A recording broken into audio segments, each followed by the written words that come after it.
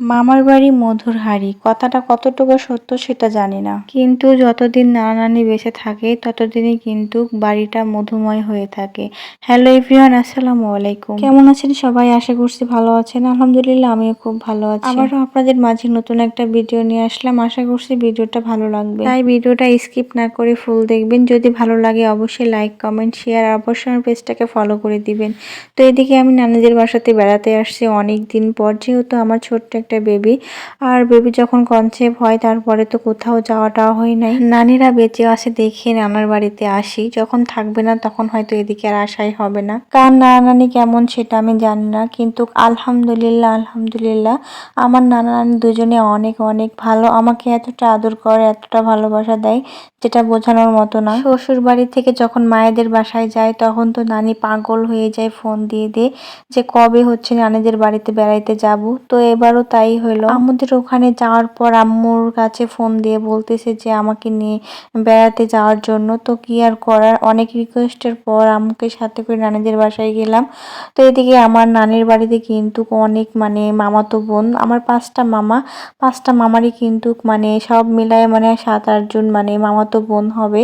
তো এদিকে দেখেন, যেহেতু গরম পড়ছে অনেক, আর এই গরমের মধ্যে আমের সিজনে যদি আম মাখাই না খাই তাহলে কেমন হয়। তো এদিকে আমি আবার বললাম আমার মামাতো বোনকে যে কয়টা আম পেড়ে নিয়ে আমরা হচ্ছে এখন গরমের মধ্যে দুপুর টাইমে আম মাখাই খেলে অনেকটাই মজা লাগবে।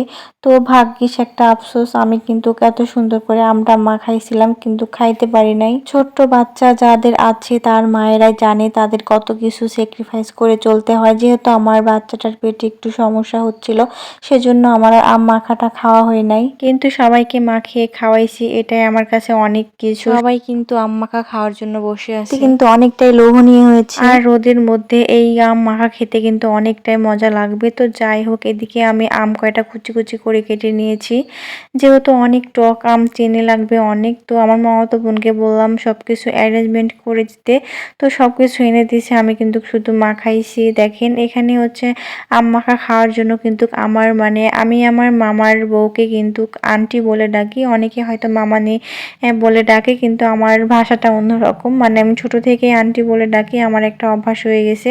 তো যাই হোক, মামার বউ আমার মামি বসে আছে, অনেকে কিন্তু বসে আছে আম মাখা খাওয়ার জন্য। নানির বাড়িতে না গেলে এই আনন্দটুকু মিস করতাম। তো যাই হোক, খুবই ভালো লাগলো, সবার সাথে অনেকটাই আনন্দ করলাম, সবার সাথে দেখা সাক্ষাৎ হলো, এটাও কিন্তু অন্য একটা ব্যাপার।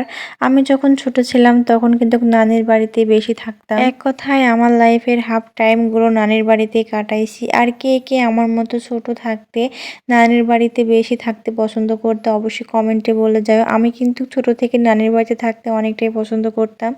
তো এ তো সবাই মিলে আম মাখা খাচ্ছিলাম, খাইতে নাকি অনেকটাই মজা হয়েছিল, সবাই তাই বলতেছিল।